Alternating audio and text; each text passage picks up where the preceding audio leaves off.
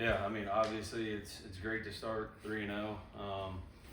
You look at last week. There's a lot of things that we can clean up offensively, defensively. I'm sure it's the same thing. So, but it's a blessing just to be able to start 3-0, being able to go in this week looking for another win. Sam? Blake, you lost a couple of your top receivers from last season into this season, but it doesn't seem like it's had much of an impact on the production that you guys have had. How's it just been, through these first few games, throwing it to those guys? Yeah, I mean, it's been awesome. It's like I said from the beginning, those guys, good group of guys to be able to work with, come in every single week ready to play and get better. So, can't say enough good things about them. The preparation and who they are on game day too. I think a lot of those guys, whenever they step foot on the field, they're ready to play every single game. So that's good to see, and we have a fun time doing it. Colin and Robbie? You spoke in the summer about how close you got with Camario and Luke, and seeing that those guys go out there and make some plays on Saturday. What was that like for you as somebody who kind of has helped them along since they got here? I mean, it's awesome to see. Whenever you put in a ton of work in the film room, at practice, things like that, for them to be able to go out and show everybody kind of, what they're made of and the things that they've been working on. It's cool to see them be able to go show that on Saturday. So it was fun supporting them from the sideline, watching them kind of do their thing. Robbie? Speaking of that, on the reverse side of things, I think Camario came up to you and said, "I believe in you," on that final drive going up against Arizona State. I could be wrong. Yeah. What did that mean to you for a young kid to come up to you and tell you that he had belief in you to go out there and make plays? And what's your relationship been like with him as a fifth-year senior and a first-year guy? No, it's been awesome.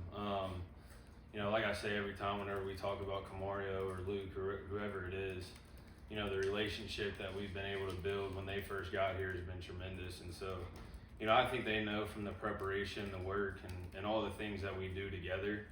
They kind of see it behind the scenes every single day. So I think that's where it came from. He knew that, I was ready for that moment, that I've, been in college for a long time, seen a lot of different things, and I think that he trusted in me to go out there and lead us to a win. So, I think for us, it's just the relationship that we've been able to build and things like that. So, I appreciate that a lot from him. Hey, Dan? On the trick play where Camario gets the touchdown pass there, what's that like calling that in the huddle, knowing, okay, you're going to give this kid an opportunity here? Yeah, it's awesome. You look at him, you can put him in so many different situations. I think, the first play, we lined him up at receiver. He comes and bounces behind me. I fake a throw to him and toss it to Ant. Like, he's just a decoy for the defense on that. And when you put in like an athletic guy like that, the defense it's very noticeable that he's in. So eyes are on him. And then the next play, being able to kind of fake the pitch and then him take it around the edge and then make a huge throw to Brennan was fun to see. I mean, you can put him in the game and make our offense very dynamic just because he's in the game. So it was fun seeing him be able to do that, especially for his first touchdown too. Steve?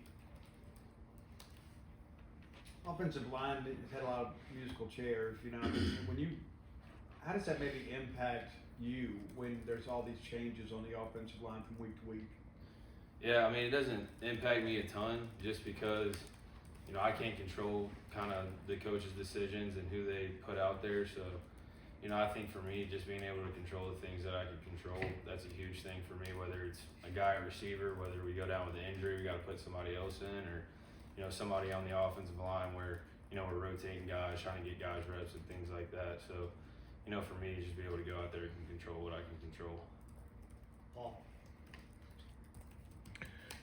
Back to Brendan and Anthony. Obviously, when a lot of talk was in the preseason, and based on their previous careers, they were two guys that were just going to run verts, and that was going to be it. And obviously, the both have showed to have an expanded game and expanded route tree.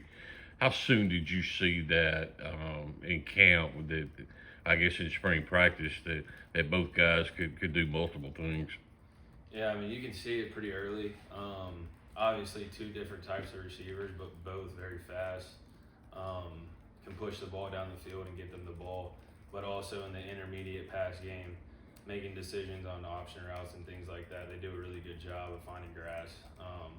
And I think the knowledge of the game stands out to me with both of those guys. They understand the game. They understand the situations within a game. When we need to go get a first down, things like that. So, I think the knowledge of the game helps a lot, but then also just they're vertical threats, but they know how to find grass and good with the intermediate throws. James. Talk about where you feel like the depth on offense is right now. Yeah, I mean, I feel like we're in a good spot. Obviously, you're gonna have injuries, especially getting into like week 4, week 5. You're gonna start finding guys going down and things, and so, for us, the biggest thing is being able to plug in guys. Doesn't matter who's in the game. We always talk about it all the time. Like, it doesn't matter who's in the game, whether you're a 1 or a 2 or even a 3. Like, you're expected to come in and be the best that you possibly can for the team and know the job just as well as the 1s or 2s do. So, you can't control those things. It's part of football. So the biggest thing is just picking up the pieces and being able to, whoever's in, just be able to execute at a high level. Hit it. You look at the rotation of receivers, obviously Brennan and Anthony are going to be at the top of that. Who do you feel right now is making a push to be that third guy in that rotation? I mean, obviously, I think Jordan Mosley. The first few weeks we haven't been able to find him a ton, and that's partly my fault. There's a couple of times where he can get the ball and I wasn't able to get it to him or something like that. So, you look at Brennan and Ant, we're always talking about them, but you look at J-Mo too, and obviously he hadn't seen the ball as much as those 2 guys, but he's a guy that I look at that's like he's ready for a breakout game here soon, and I'm excited to see it. Anything else from Blake? All right.